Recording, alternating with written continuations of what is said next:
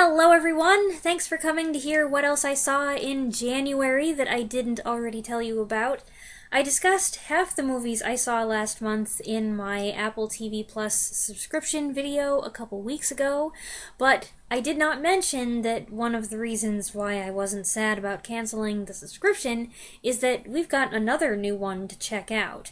For Christmas, one of my brothers gifted us a year-long subscription to the Criterion Channel. The Criterion Channel, for those of you who don't know, is a streaming service by the same company that distributes the Criterion Collection of physical media. They focus primarily on old films, foreign films, art house type stuff. It's a little bit pretentious, depending on your perspective. I have always been curious about the Criterion Channel and what they have to offer. I knew that they had a couple films that I have really wanted to see that I couldn't get access to anywhere else. So this is very exciting. And there are a lot of movies I've already added to our watch list. I straight away went through the catalog and added like 50 films. So you can expect to hear about those over the next 12 months. But I promise this channel won't turn pretentious or artsy-fartsy. They do seem to do a few special spotlights each month or each season. I haven't figured that out yet. They had one grouping called Holiday Noir, which was a selection of crime films that overlapped with Christmas and or New Year's. I'd already seen a couple of these in the past, Lady in the Lake and Repeat Performance, both of which I've reviewed, but I took the opportunity to check out a couple more. So movie number one is 1950's Backfire. Gordon McRae plays a war veteran who's been laid up in an army hospital recovering from a serious back surgery. Though he's enjoyed getting to know Virginia Mayo's cheerful nurse, he's eager to get out and go into business with his buddy and brother-in-arms, played by Edmund O'Brien. But he receives a troubling and mysterious message about his friend that sends him on a whirlwind of an investigation.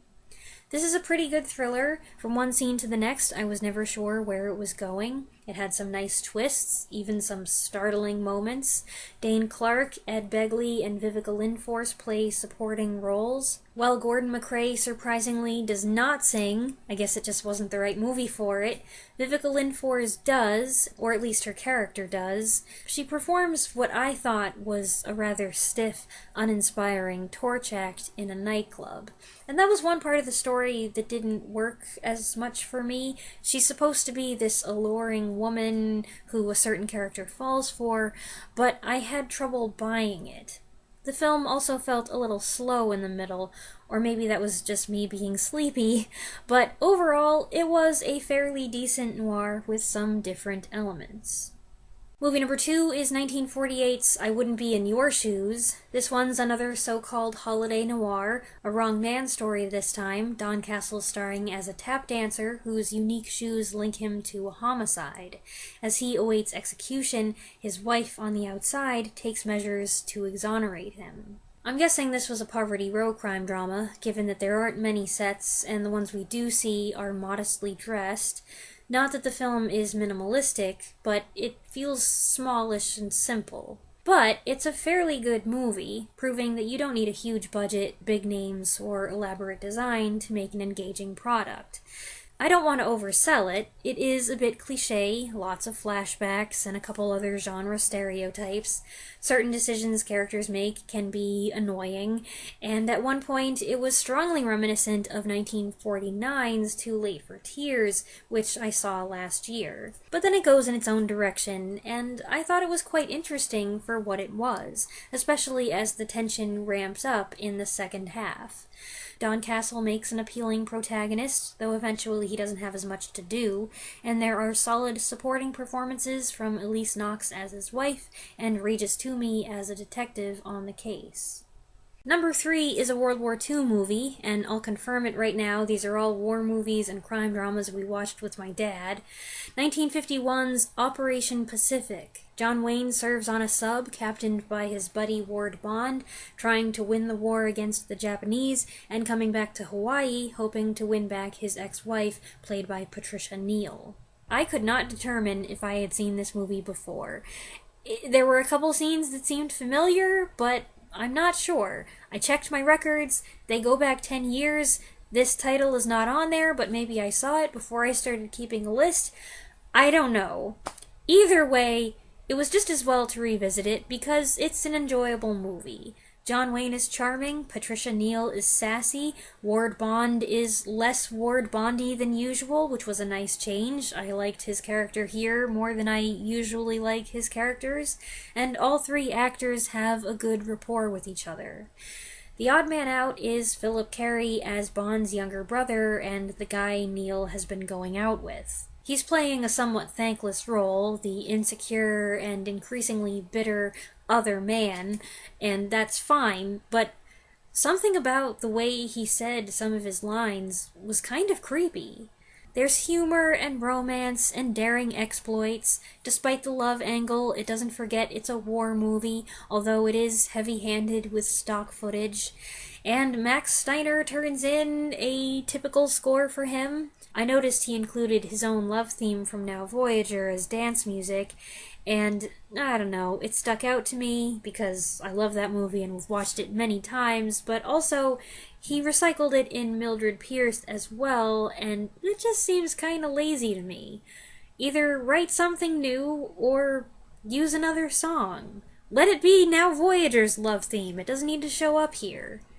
Anyway, movie number 4 is 1952's 1 Minute to Zero. This one's a Korean War movie, Robert Mitchum playing a U.S. colonel assigned to get American civilians out of Korea before war breaks out. Anne Blythe plays an obstinate United Nations agent who keeps resisting the order. Though they butt heads, they're attracted to each other, but their romance is interrupted when Mitchum goes to battle.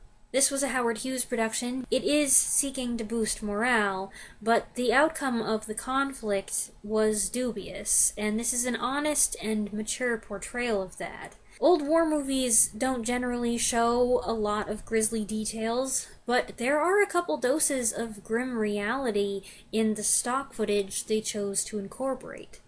I just mentioned stock footage a couple minutes ago. There are good and bad ways to use archive material, and I would say that this movie demonstrates one of the good ways. It's also got a fine cast. Mitchum is Mitchum. You know what that means, right? He towers over pint-sized Anne Blythe, and they play well together. I thought I'd seen them as a couple in another movie, but this appears to be their only screen pairing. This film's love theme is an instrumental version of the song When I Fall in Love, and it's played several times, but it's a song called Golden Moon that Mitchum and Blythe sing to each other over dinner. I would find it incredibly awkward if my date started singing at me over the lamb chops, but Mitchum is cool enough that he makes it seem almost normal. The supporting cast includes Charles McGraw, William Talman, Margaret Sheridan, and Richard Egan. Talman and McGraw in particular stand out, and the script features some comedic banter between weary, anxious soldiers, which helps offset the heavier content. Movie number 5 is 1945's The Echo Murders. I chose this one purely because it was short and I needed something to entertain the folks, and this was on my YouTube watch list. David Farrar stars as Detective Blake Sexton in this good old-fashioned British whodunit. Editing Weaselberry here. I got the name backwards. It's Sexton Blake, not Blake Sexton. Unfortunately, the quality of the copy we were watching on YouTube was quite poor. Fuzzy sound, fuzzy picture, I had trouble keeping track of who was who, and then I started nodding off and losing track of the story, and then a lot of the second half takes place in the dark, so we would just be staring at a mottled black screen while characters called out to each other, and it was not a good experience. It was frustrating, but it was also kind of funny. I think there was a decent mystery thriller in there, but it was hard to tell. I'm not familiar with Blake Sexton, so I don't know how famous the character really is. It turns out this was Farrar's second outing as the character, the first being Meet Blake Sexton from the same year. So in addition to everything else that was wrong, we started with the sequel. Ugh. Who names their kid Sexton anyway? I mean, between the two of them, Sexton and Blake, I think Blake is the more common first name. Whatever. Movie number 6 is 1941's Swamp Water, a crime drama set in Georgia in which Dana Andrews goes searching for his lost dog in a forbidden swamp and instead gets caught by Walter Brennan's paranoid convicted murderer who's been hiding out there for years. This one's interesting. It's a little all over the place, with a fair amount of time spent on country life, romance, and relationship drama. Walter Houston plays Dana Andrews' grizzled, hot-tempered father, who's married to a much younger woman who gets herself into trouble in the subplot. It is a crime-based film with lots of ominous atmosphere and a few cameos by snakes and gators. But given how dark it can get in some spots, it's got a speedy and convenient happy ending. A barefoot, unkempt Anne Baxter co-stars as the town outcast. At this early stage of her film career, she had multiple occasions to play this feisty, messy-haired fixer-upper type. She pulls it off, for the most part, although there was one line, one exchange, where it was like, okay, that doesn't really apply to her. Incidentally, she, Andrews, Brennan, and Houston all appeared a couple years later in The North Star. I saw that. I can't remember if I did a mini review of it. If I did, I'll say right here. That's a war movie that I remember thinking should have been better than it was. But I do also recall that the quality of the movie we watched wasn't great. I think it was on Prime, and it was kind of rough. For fellow Dana Andrews fans, this is a good early role for him. He's still young here, but you can see the characteristics that became part of later performances.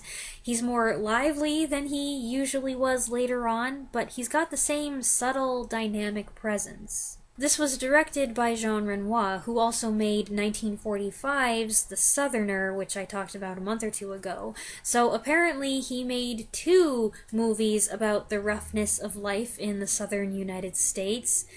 Not what you'd expect from a Frenchman. The colorful supporting cast also includes John Carradine, Eugene Pellett, and Ward Bond, who is back in his usual loud-mouthed, brawling form here. Like I said, this one's a little all over the place, but I did enjoy it. Movie number 7 is 1946's Suspense, in which Barry Sullivan plays a guy who takes a job selling peanuts at an ice show. As he makes his way up the ladder by suggesting a new act, he becomes enamored of the show's leading lady, who is also his boss's wife. I've been curious about this one for a few years, mainly because I wondered how they'd make ice skating work in a film noir. It is partly a showcase for Belita, the Olympic figure skater who appeared in a handful of films. There's a good 15 to 20 minutes of performance, the story pausing to let Belita do her thing. These sequences are relevant for the most part, and I did enjoy them, but I can understand others finding them a detraction. Figure skating and ice dancing have come a long way in the past few decades, even just the past few years, so it is kind of amusing to compare the jumps executed here with the triples and quads people are pulling off now.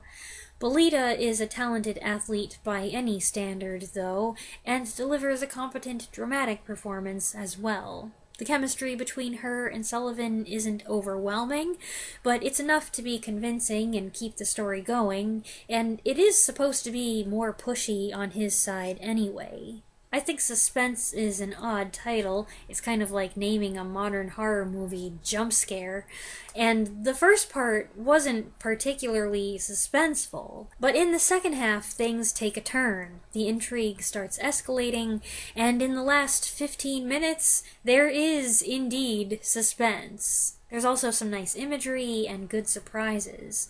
The film co-stars Albert Decker, Eugene Pellett again, and child star Bonita Granville, all grown up, playing a clingy woman from Sullivan's past who keeps getting in his way. And that's it for January. I don't know if you noticed, but all the movies on this list came out within 11 years of each other, and the youngest film is still 72 years old. I don't know if this counts as editing Weaselberry or not, but I actually have one more movie to add. This is technically cheating because I saw this on February 1st, but I wanted to include it in the video anyway. I got to go see Godzilla -1 minus color.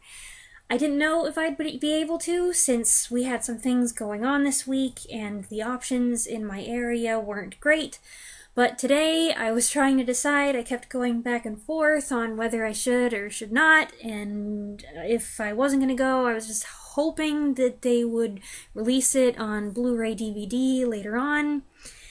And I ended up deciding not to miss out on my last opportunity to see the movie in the theater and to see a special edition of it.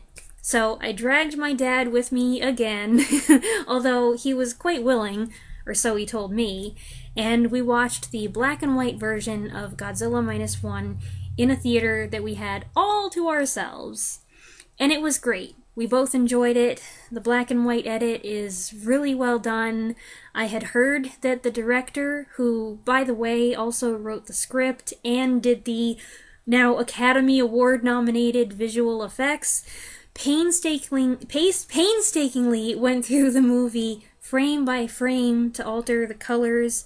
This is by far the optimal way to do this kind of thing, rather than just lazily applying a filter or desaturating the entire picture, which produces a flat, rather bland result, in my opinion. This was...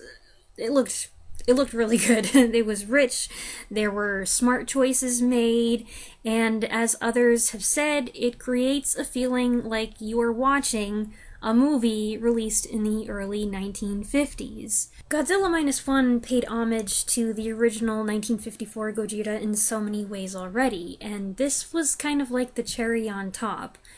And I also agree with what I heard someone else say, that something about seeing the aftermath of Godzilla's attack in black and white gave it an added significance because it is reminiscent of photos of the aftermath of the atomic bombs and the bombing of Tokyo. My theater experience this time was different because it was a smaller room and there was no one else there. The movie was a lot louder, which was a bit much for me. I don't prefer to go to the movies and be blasted away, which is one of the reasons why I don't go to the movies. I also thought the picture seemed a little dark. Definitely my eyes felt tired and strained afterward. I haven't heard anyone else complain about that, so maybe it's just me.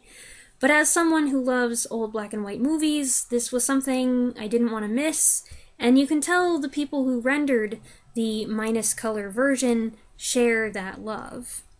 As far as which version I like better goes, I think I might prefer the original color. The black and white is great. It is so much like the 1954 movie, it's kind of ridiculous, and it reflects the time period in which the film is supposed to take place. But there were certain things I missed, and I do like the color palette they chose for the original film. It's warm and a little vintage, and I liked that. There's still so much that I want to say about the movie. It is excellent. I love the story, the characters, their performances, even more this time. The music, is so good! But I am going to review this movie properly and officially later once it gets its physical release.